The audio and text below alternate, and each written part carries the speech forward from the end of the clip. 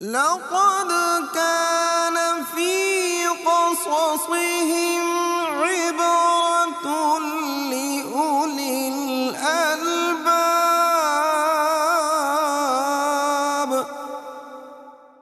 السلام علیکم ورحمۃ اللہ وبرکاتہ.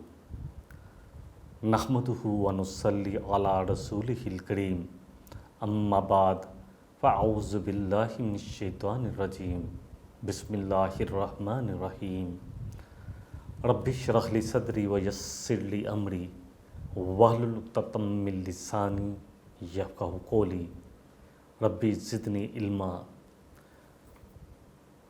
آخری قسط جو اس سے پہلے ہم نے کی، اس میں ہم نے قصہ یوسف میں جو بات کی تھی وہ آخری بات یہی تھی کہ قمیص آ گئی مصر سے یوسف علیہ السلام کی، ڈال دی گئی یعقوب علیہ السلام کے چہرے پر. آپ کی بینائی لوٹ آئی. بیٹے شرمندہ تھے. ندامت شرمندگی اتنی زیادہ تھی کہ سر جھکائے کھڑے تھے، معافی مانگ رہے تھے باپ سے، اور یہ بھی درخواست کر رہے تھے کہ اے ابا جان، اللہ سبحانہ و تعالیٰ سے بھی آپ ہمارے لیے معافی مانگیں، یقیناً ہم سے بہت بڑی غلطی ہوئی. آیت نمبر 97 ہے سورہ یوسف کی. قالوا یا ابانا استغفر لنا ذنوبنا انا کنا خاطئین. کہ اے ہمارے ابا جان، آپ ہمارے لیے استغفار کریں اللہ سے، یقیناً ہم ہی خطا کار ہیں، ہم ہی سے غلطی ہوئی ہے. یوسف علیہ السلام کے بارے میں جو بھی ہم سے ہوا اور جو آپ کے ساتھ ہوا، آپ کو جو ہم نے تکلیف دی، دکھ دیا، جو آپ تڑپتے رہے یوسف کی جدائی میں، یہ سارا قصور، ساری غلطی ہماری تھی. ہم آپ سے بھی معافی مانگتے ہیں اور آپ سے یہ درخواست بھی کرتے ہیں کہ آپ اللہ کے حضور، اللہ کے ہاں ہمارے لیے معافی مانگے. آیت نمبر 98 ہے. یعقوب علیہ السلام نے فرمایا قال سوف استغفر لکم ربی. ان قریب میں اپنے رب سے تمہارے لیے معافی کا خواستگار ہوں گا. انہ هو الغفور الرحیم. بے شک وہ بڑا بخشنے والا، بڑا رحم کرنے والا ہے. پھر اس پہ ہم نے پچھلی دفعہ بات کی تھی، سنن ابن ماجہ کی حدیث 3862 کہ نبی رحمت صلی اللہ علیہ وسلم فرمایا کہ 3 لوگوں کی دعائیں ایسی ہیں جن کو اللہ رد نہیں کرتے.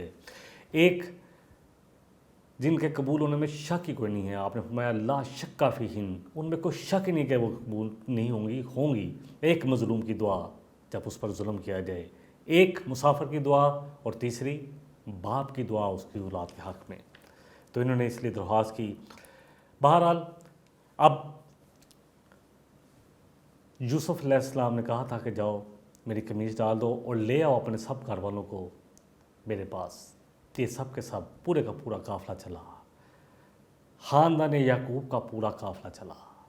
تمام بیٹے، آپ کے 2 بیٹے تو وہیں تھے، بنیامین بھی وہیں رہ گئے تھے یوسف علیہ السلام کے پاس. اب جو ہے باقی جو رہ گئے تھے 10 بیٹے، اور اسی طرح بہویں، پوتے پوتیاں، یعقوب علیہ السلام، ان کی بیوی، یہ سب کے سب یہ پورا قافلہ چلا. اور پھر یہ قافلہ داخل ہوا مصر میں. فلما دخلوا علی یوسف آویٰ الیہ ابویہ وقال ادخلوا مصر ان شاء اللہ آمنین. اب جب یہ قافلہ داخل ہوا، آیت نمبر 99 ہے سورہ یوسف کی 99. کہتے ہیں کہ یہ قافلہ جب آیا تو اس کے استقبال کے لیے یوسف علیہ السلام بہت سارے شاہی جو حکومتی لوگ تھے ان کی سربراہی میں آپ استقبال کے لیے مصر سے کچھ باہری آ گئے. بائبل میں ان لوگوں کی تعداد 68 سے تقریباً 70 تک آتی ہے کہ یہ قافلے میں اتنے لوگ تھے. حضرت یعقوب علیہ السلام کی عمر اس وقت 130 سال بتائی جاتی ہے.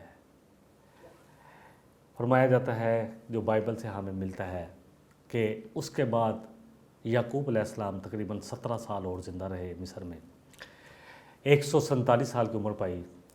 یوسف علیہ السلام کو جب اطلاع ہوئی میری ماں اور میرا باپ اور میرا پورا خاندان آیا ہے، تو آپ علیہ السلام شہر والوں اور پورے کے پورے شہر کے قریب پہنچے ہیں تو آپ فوراً شہر سے، مطلب وہ شہر سے فصیل سے باہر تھے تو آپ فوراً شہر سے باہر آ گئے، اور پھر اللہ اکبر استقبال کے لیے آئے۔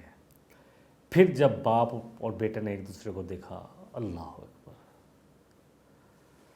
تو فرتے جذبات میں ایک دوسرے سے لپٹ گئے۔ یعقوب علیہ السلام نے یوسف علیہ السلام کو اپنے سینے سے لگا لیا۔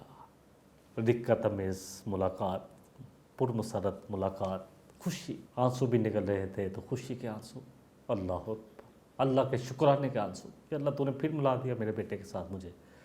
اور یوسف علیہ السلام اللہ کا شکر ادا کر رہے تھے کہ اللہ تو نے مجھے میرے ماں باپ سے بھی ملا دیا، پورے خاندان سے ملا دیا۔ تو یوسف علیہ السلام نے بہرحال اپنے والد گرامی سے کہا کہ اب تو آپ عزت و احترام اور امن و حفاظت کے ساتھ شہر میں تشریف لے آئیں، آ جائیں بس آپ مصر میں، اب آپ مصر میں آ جائیں انشاءاللہ، اب آپ یہاں پر امن کے ساتھ رہیں گے۔ یہ کون سا شہر تھا مصر کا؟ کہا جاتا ہے دارالسلطنت رامسیس تھا اس کا نام اس وقت۔ یوسف علیہ السلام اپنے والد، تمام دیگر افراد خاندان کو لے کر بڑی مسرت کے ساتھ، بڑی خوشی کے ساتھ، اللہ اکبر، بڑے احترام کے ساتھ، بڑی عزت کے ساتھ شاہی سواریوں پر بٹھا کر شہر میں داخل ہوئے اور ان کو شاہی مہمان خانے میں ٹھہرایا۔ سب کچھ ہو گیا، بچھڑے ہوئے باپ بیٹا مل گئے۔ وہ قصہ جو شروع ہوا تھا جس میں ایک خواب دیکھا تھا، اب اس خواب کی تعبیر کا وقت آیا۔ کہا جاتا ہے اس کو 40 سال لگ گئے، 50 60، اللہ عالم، مختلف تعداد بتائی جاتی ہے، کوئی 80 سال بھی کہتے ہیں، لیکن زیادہ یہی ہے کہ اس خواب کو پورے ہوتے ہوتے تقریباً 40 سے 50 سال لگ گئے۔ آیت نمبر 100 ہے سورہ یوسف کی۔ اب جب سب آ گئے تو وہاں پر کیونکہ شاہی آداب تھے کہ ان کو باقاعدہ تعظیم کے لیے جھکا جاتا تھا کہ شاہ مصر یوسف علیہ السلام کے والدین آئے ہیں، ان کے گھر والے آئے ہیں، تو بہرحال یوسف علیہ السلام نے اپنے ماں باپ کی عزت کرتے ہوئے انہیں اپنے سے بھی اونچی جگہ دی، اونچی جگہ پر بٹھایا، تخت پر بٹھایا، اللہ اکبر۔ ذکر آتا ہے آیت نمبر 100 میں، وَرَفَعَ أَبَوَيْهِ عَلَى الْعَرْشِ وَخَرُّوا لَهُ سُجَّدًا، اور پھر انہوں نے اپنے ماں باپ کو، ابویہ، والدین کو، دونوں کو، ماں اور باپ کو تخت پر بٹھایا۔ اب یہ ماں خالہ تھی، ستیلی ماں تھی، اس میں کافی بحثیں چلتی ہیں، الحمدللہ بات اس پہ کافی بیان کی جا چکی ہے۔ بہرحال خالہ بھی وہ منزلہ ماں ہی ہوتی ہے، نبی رحمت صلی اللہ علیہ وسلم نے فرمایا، ستیلی ماں بھی تھیں، اللہ عالم۔ بہرحال انہوں نے اپنے ماں باپ دونوں کو تخت پر بٹھایا، اور پھر سب کے سب، ان کے بھائی، ان کا خاندان، اسی طرح شاہی خادم جو تھے، وہ سب کے سب ان کے سامنے سجدے میں گر پڑے، سجدہ تعظیمی، جو اس وقت تک جائز تھا، اس کے بعد نبی رحمت صلی اللہ علیہ وسلم کی شریعت میں اس کو حرام قرار دے دیا گیا۔ پھر یوسف علیہ السلام نے فرمایا، وَقَالَ يَا أَبَتِ هَذَا تَأْوِيلُ رُؤْيَايَ، اے ابا جان، یہ ہے اس خواب کی تعبیر جو میں نے پہلے دیکھا تھا، جو میں نے آپ کو بچپن میں سنایا تھا۔ قَدْ جَعَلَ رَبِّي حَقًّا، میرے رب نے اس کو سچ کر دکھایا، حق کر دکھایا۔ وَقَدْ أَحْسَنَ بِي إِذْ أَخْرَجَنِي مِنَ السِّجْنِ وَجَاءَ بِكُم مِّنَ الْبَدْوِ، اور پھر اس نے مجھ پر بہت بڑا احسان کیا کہ مجھے جیل سے نکالا۔ دیکھیں یوسف علیہ السلام کا کردار دیکھ لیجیے، کتنی تکلیفیں آئی، ذکر ہی نہیں۔ ہاں جو اللہ نے نعمتیں دی ان کا ذکر کر رہے ہیں، تکلیفوں کا ذکر نہیں۔ تکلیفوں پر صبر کیا کہ اللہ میں جیل میں چلا گیا، میرے ساتھ زیادتی ہوئی، میرے ساتھ یہ کیا گیا، مجھے کنویں میں ڈالا گیا، کوئی ذکر نہیں۔ مجھے بیچا گیا مصر کے بازار میں، مجھے میرے بھائیوں نے بیچا، کوئی ذکر ہے ہی نہیں۔ کیا کہہ رہے ہیں؟ وَقَدْ أَحْسَنَ بِي إِذْ أَخْرَجَنِي مِنَ السِّجْنِ وَجَاءَ بِكُم مِّنَ الْبَدْوِ مِن بَعْدِ أَن نَزَغَ الشَّيْطَانُ بَيْنِي وَبَيْنَ إِخْوَتِي، کہ اللہ نے مجھ پر یقیناً بہت بڑا احسان کیا جب مجھے اس نے جیل سے نکالا۔ وَجَاءَ بِكُم مِّنَ الْبَدْوِ، اور تمہیں ایک گاؤں سے یا ایک جو باہر جو شہر سے باہر والی جگہ کہتے ہیں، جیسے ہمارے یہاں قصبے اور گاؤں وغیرہ ہے، وہاں سے لے آیا۔ اس کے بعد من بعد ان نزغ الشیطان، اس کے بعد کہ شیطان نے ہمارے درمیان درار ڈالی تھی، شیطان نے وسوسہ ڈالا تھا، شیطان نے ہمارے درمیان یہ بات ڈالی تھی، بینی و بینا اخواتی، میرے اور میرے بھائیوں کے درمیان، ان ربی لطیف لما یشاء، بے شک میرا رب بڑا مہربان ہے، جس پر چاہتا ہے مہربانی کرتا ہے، انہ هو العلیم الحکیم۔ سارے کا سارا کریڈٹ اللہ سبحانہ و تعالیٰ کی ذات کو، جو چیزیں کی ان پر صبر کیا وہ بھی کریڈٹ پا گئے، اللہ اکبر، شکر کا بھی کریڈٹ یوسف علیہ السلام کو مل گیا۔ آیت نمبر 100 میں ہم نے پڑھا، سب سے پہلے تو انہوں نے اپنے ماں باپ کو عزت دی، اللہ اکبر، وَرَفَعَ أَبَوَيْهِ عَلَى الْعَرْشِ، اپنے تخت پر بٹھایا ماں باپ کو۔ ماں باپ کی عزت، ماں باپ کا حق کیا ہے؟ قرآن میں اللہ سبحانہ وتعالیٰ 7 مرتبہ اپنے حق کے بعد سب سے پہلے حقوق العباد میں سے ماں باپ کا حق لے کر آئے ہیں۔ سورہ البقرہ کی آیت نمبر 83 ہے، 83، وَإِذْ أَخَذْنَا مِيثَاقَ بَنِي إِسْرَائِيلَ لَا تَعْبُدُونَ إِلَّا اللَّهَ، اللہ فرمانے کہ جب ہم نے پکا عہد لیا بنی اسرائیل سے کہ میرے سوا کسی اور کی عبادت نہیں کرو گے، وَبِالْوَالِدَيْنِ إِحْسَانًا، اور والدین کے ساتھ حسن سلوک۔ احسان کیا ہے؟ اللہ اکبر، احسان کیا ہے؟ جتنا کہا گیا اس سے بھی زیادہ کرو گے۔ اگر والدین کوئی غصہ بھی کرے تب بھی ان کے ساتھ حسن سلوکی کیا جائے گا۔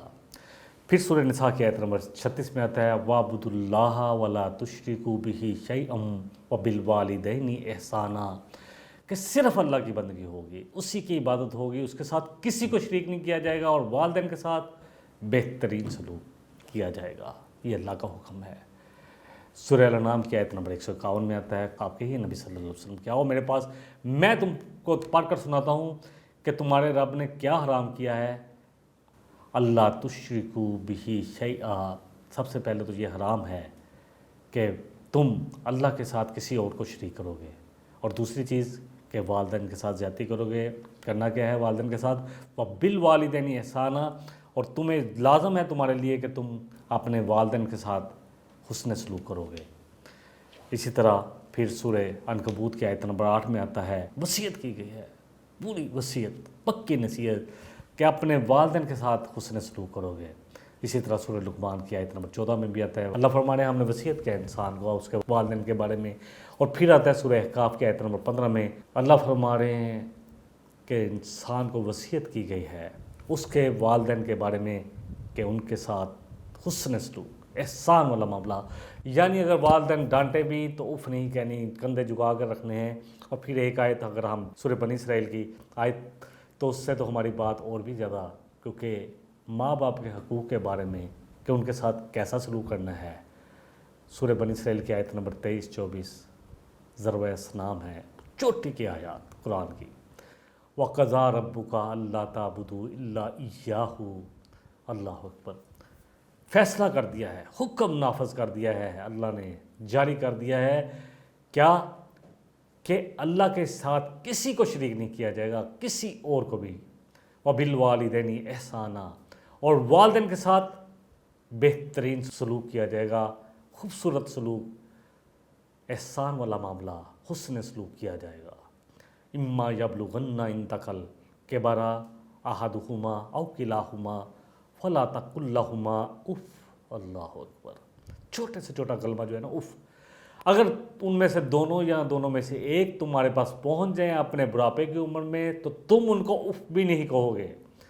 انسان جب اکتا جاتا ہے، ماں باپ کو بات کرتے ہیں تو کہتا ہے اف، اللہ اکبر، یہ بھی کہنے کا حکم نہیں ہے۔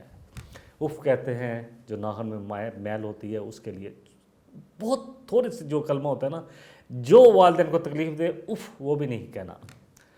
ولا تنہرہما، اللہ اکبر، جب اف نہیں کہنا تو پھر ساتھ یہ بھی بتا دیا گیا کہ کیا کرنا ہے، ذرا بھی نہیں جھڑکنا ان کو۔ وَقُلْ لَهُمَا قَوْلًا كَرِيمًا، اور ان کے لیے بڑی نرم بات، بڑی محبت والی بات، بڑی شفقت والی بات کہنی ہے، یعنی بڑے خوبصورت طریقے سے ماں باپ کے ساتھ بولا جائے گا سورہ بنی اسرائیل کی آیت نمبر 23۔ بہرحال انہوں نے اپنے ماں باپ کو تخت پر بٹھایا، اللہ اکبر، کیونکہ جب فراغت ہوئی تو شاہی دربار لگا، تخت پر بیٹھے تو انہوں نے اپنے ماں باپ کو جب بٹھایا تو شاہی مہمان تھے یہ، ان کے لیے سجدہ تعظیمی کیا گیا۔ تو اب تخت پر 3 لوگ تھے، ماں باپ اور کون تھے؟ یوسف علیہ السلام۔ اب سب کے سب جھک کے یوسف علیہ السلام کے سامنے وہ جو خواب دیکھا تھا بچپن میں، اللہ نے سچ کر دکھایا، سچ کر دکھایا۔ بادشاہ اب چاہتا تھا کہ یوسف علیہ السلام کا خاندان، اور ان کو پتہ تھا یعقوب علیہ السلام نبی ہیں، اس لیے اب حکم دے دیا گیا، اب کہا گیا، اب شاہی فرمان جاری ہو گیا کہ یوسف علیہ السلام اپنے خاندان کو یہیں روکیں، ان کو نہ جانے دیں۔ آئیں تو یہ ملنے کے لیے ہیں لیکن یہی روک لیے گئے۔ اللہ اکبر۔ بہرحال اب جو فرعون تھا اس وقت کا، جو ایک چرواہا تھا، اس نے حملہ کیا اور مصر پر اس کی بادشاہت قائم ہوئی۔ مصر کے جتنے بادشاہ تھے ان کو فرعون کہا جاتا تھا، اس کا نام ریان آتا ہے روایات میں۔ اس نے اصرار کیا کہ اب یہ خاندان مصر میں ہی آباد ہو۔ بہرحال پھر یہ سب کے سب مصر میں رکے، ان کو بڑی زبردست عمدہ زمین بھی ملی، ہر طرح سے ان کو عزت ملی، اور پھر یہ پورے کا پورا خاندان وہیں پہ آباد ہو گیا۔ انشاءاللہ یہ قصہ جاری ہے، ایک چھوٹا سا وقفہ لیتے ہیں، وقفے کے بعد پھر آپ کی خدمت میں حاضر ہوتے ہیں۔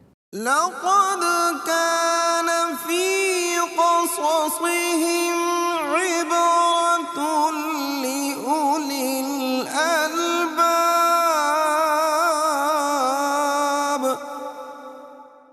لقد كان في قصصهم عبرة لأولي الألباب۔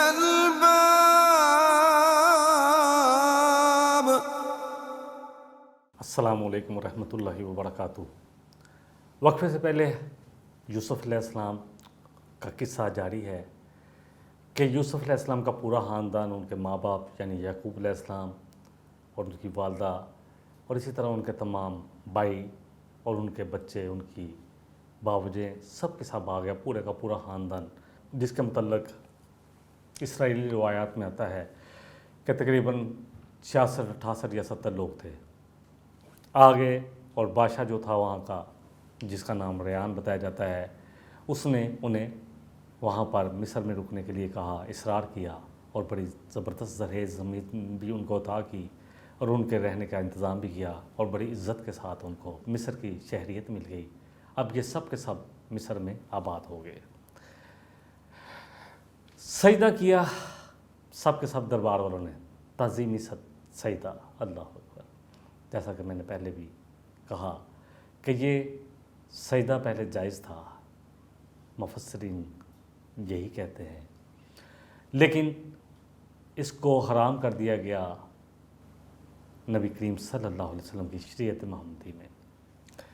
دیکھیں قرآن میں اللہ سبحانہ و تعالیٰ فرما رہے ہیں، سورہ حامیم سجدہ ہے، آیت نمبر 37 ہے، وَمِنْ آیَاتِهِ اللَّيْلُ وَالنَّهَارُ وَالشَّمْسُ وَالْقَمَرُ، کہ اللہ کی نشانیوں میں سے ہیں یہ دن، یہ رات، یہ سورج، یہ چاند۔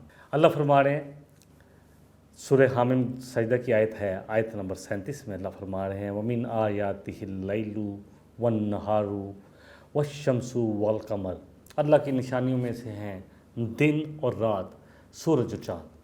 اور پھر اللہ فرما رہے ہیں، لا تسجدوا للشمس ولا للقمر واسجدوا للہ الذی خلقہن ان کنتم ایاہ تعبدون۔ نہ سورج کو سجدہ ہوگا، نہ چاند کو سجدہ ہوگا، بلکہ سجدہ کس کو ہوگا؟ اس کو جس نے ان چیزوں کو پیدا کیا، اگر واقعی تم یہ دعویٰ رکھتے ہو کہ تم صرف اسی کی عبادت کرتے ہو۔ ایاک نعبد کہتے ہیں ہر نماز میں ہم الحمدللہ، تو پھر صرف ایک اللہ ہی کی عبادت کی جائے گی جس کی ساری مخلوق ہے، آسمان، زمین، چرند پرند، انسان، جن، ہر چیز، گلیکسیز بڑی بڑی، چھوٹے سے چھوٹا ذرا۔ اس کا مطلب ہے کہ کوئی بھی چیز سجدے کے قابل نہیں ہے ما سوائے اللہ کے۔ حدیث لے لیتے ہیں، ایک سنن ابن ماجہ کی 1853 ہے، حضرت عبداللہ رضی اللہ عنہ روایت کرتے ہیں، کہتے ہیں کہ حضرت معاذ بن جبل رضی اللہ عنہ شام سے آئے، تو آ کر جب انہوں نے نبی صلی اللہ علیہ وسلم سے ملاقات کی تو آپ کو سجدہ کیا. آپ صلی اللہ علیہ وسلم نے پوچھا کہ معاذ یہ کیا؟ تو معاذ نے کہا کہ میں شام گیا تو میں نے وہاں لوگوں کو دیکھا کہ وہ اپنے پادریوں کو، بڑے بڑے سرداروں کو سجدہ کرتے ہیں تعظیم کے لیے. تو میرے دل میں یہ بات آئی کہ ہم لوگ آپ کے تعظیم اور احترام کے لیے یہ طریقہ اختیار کریں. تو پھر نبی کریم صلی اللہ علیہ وسلم نے فرمایا کہ تم ہرگز یہ کام نہ کرو، اللہ کے سوا کسی کے لیے سجدہ جائز نہیں. اور اگر میں کسی کو سجدے کی اجازت دیتا یا حکم دیتا تو عورت کو کہتا کہ وہ اپنے خاوند کو سجدہ کرے، لیکن اللہ کی قسم جس کے قبضہ قدرت میں میری جان ہے، سجدہ کسی کے لیے جائز نہیں ہے. کوئی بھی عورت اپنے رب کا حق ادا نہیں کر سکتی جب تک کہ وہ اپنے خاوند کا حق ادا نہ کرے. یہاں تک کہ اگر اس کا خاوند اونٹ کے کجاوے میں بھی اس کو اپنی خواہش کا اظہار کرے تب بھی اس کی خواہش پوری کرے. اللہ اکبر. بہرحال یوسف علیہ السلام نے کہا کہ اے ابا جان، یہ ہے میرے اس خواب کی تعبیر جو میں نے دیکھا تھا، اور اللہ نے اس کو سچ کر دکھایا. اس کا اعلیٰ یہ کون سا خواب تھا؟ سورہ یوسف کی آیت نمبر 4 میں ہم نے پڑھا تھا، اس کا اعلیٰ یوسف لی ابیہ یا ابت انی رأیت احد عشر کوکبا والشمس والقمر رأیتہم لی ساجدین. کہ اے میرے ابا جان، میں نے دیکھا ہے کہ 11 ستارے اور سورج و چاند میرے آگے جھکے ہوئے ہیں. تو وہ خواب اللہ نے سچ کر دکھایا. اور یوسف علیہ السلام کا پھر اللہ اکبر، اللہ کا شکر ادا کرنا. وقد احسن بی اذ اخرجنی من السجن. اللہ اکبر، کیا کیا ہو گیا یوسف علیہ السلام کے ساتھ. محبت کرنے والے باپ سے جدا کر دیا گیا، پھر مصر کی تمام عورتوں کا آپ کو ورگلانا، پھر آپ کو جیل میں ڈال دیا جانا، پھر جیل میں آپ کا تقریباً 9 سال 8 سال رہنا، پھر جیل سے آنا. اللہ اکبر. ساری چیزوں کو اگنور کر کے کیا کہا کہ اللہ نے مجھ پر بہت بڑا احسان کیا کہ مجھے جیل سے نکالا. یہ ہے محسن کی نشانی. اللہ کرے کہ یہ صفات ہم تو صرف رونے دھونے لے کر بیٹھ جاتے ہیں کہ ہمارے ساتھ یہ ہوا، ہمارے ساتھ یہ ہوا. اچھائی کو تو ہم بیان ہی نہیں کرتے. یہاں ساری جو بھی تکلیفیں تھیں سب کو ایک طرف رکھ دیا گیا اور بیان کیا جا رہا ہے. وقد احسن بی اذ اخرجنی، کہ بھی میرے ساتھ بڑا احسان والا معاملہ کیا میرے رب نے. اذ اخرجنی وقد احسن، میرے ساتھ بڑا احسان والا معاملہ ہوا جب مجھے جیل سے نکالا گیا. وجاء بکم من البدو، اور تم سب کو اللہ تعالیٰ ایک قصبے سے اٹھا کر شہر میں لے آیا میرے پاس. من بعد ان نزغ الشیطان بینی و بین اخواتی، اس کے بعد کہ شیطان نے میرے اور میرے گھر والوں کے، میرے بھائیوں کے درمیان آپس میں پھوٹ فساد ڈلوا دیا تھا. پھر اللہ نے یہ سب کچھ کر دیا. اللہ اکبر. دیکھیں یوسف علیہ السلام کے بارے میں ہم پہلے بھی پڑھ چکے ہیں کہ آپ محسنین میں سے تھے. احسان کیا ہوتا ہے، محسن کون ہوتا ہے، اور پھر محسنوں کو ہی ایسا کیوں بدلہ ملتا ہے، اس کے بارے میں کافی تفصیل سے پہلے بھی بات ہو چکی. تھوڑا تذکر کر لیتے ہیں. سورہ یوسف میں اللہ سبحانہ وتعالیٰ فرما رہے ہیں آپ کے لیے، یوسف علیہ السلام کے لیے، وَكَذَلِكَ نَجْزِي الْمُحْسِنِينَ، کہ جو کچھ ملا ہے یوسف علیہ السلام کو، کیونکہ ہم محسنین کو ایسا ہی بدلہ دیتے ہیں، اس لیے ملا ہے کہ یہ محسنین میں سے ہیں. سورہ قصص میں اللہ فرماتے ہیں وَأَحْسِن كَمَا أَحْسَنَ اللَّهُ إِلَيْكَ، کہ لوگوں پر اسی طرح احسان کرو جس طرح اللہ نے تم پر احسان کیا ہے. اللہ اکبر. جن پر اللہ نے احسان کیا ہے، جن کو اللہ نے نعمتوں سے نوازا ہے، وہ اپنی نعمتوں کو اپنے پاس نہ روکے رکھیں، چاہے علم ہو، چاہے مال ہو، چاہے جو بھی اللہ نے جو چیزیں ان کو عطا کی ہیں ان کو لوگوں میں بھی بانٹے. وَأَحْسِن كَمَا أَحْسَنَ اللَّهُ إِلَيْكَ، سورہ قصص کی آیت نمبر 77 ہے. سورہ البقرہ میں اللہ فرما رہے ہیں وَأَحْسِنُوا إِنَّ اللَّهَ يُحِبُّ الْمُحْسِنِينَ، احسان کیا کرو، حسن سلوک کیا کرو. اللہ محسنین سے محبت کرتا ہے. اللہ اکبر. پھر اللہ فرما رہے ہیں سورہ آل عمران کی آیت نمبر 134 میں کہ یہ محسنین کون ہوتے ہیں. وَالْقَاظِمِينَ الْغَيْظَ، اپنے غصے پر قابو پانے والے. وَالْعَافِينَ عَنِ النَّاسِ، لوگوں کے ساتھ عافیت والا معاملہ کرنے والے، لوگوں سے درگزر کرنے والے. واللہ یحب المحسنین، ایسے لوگوں سے، ایسے محسنوں سے اللہ محبت کرتا ہے. سورہ المائدہ پڑھنے، اللہ فرما رہے وَآمَنُوا وَعَمِلُوا الصَّالِحَاتِ ثُمَّ اتَّقَوْا وَآمَنُوا ثُمَّ اتَّقَوْا وَأَحْسَنُوا. اللہ اکبر. کیا کیا کرتے ہیں؟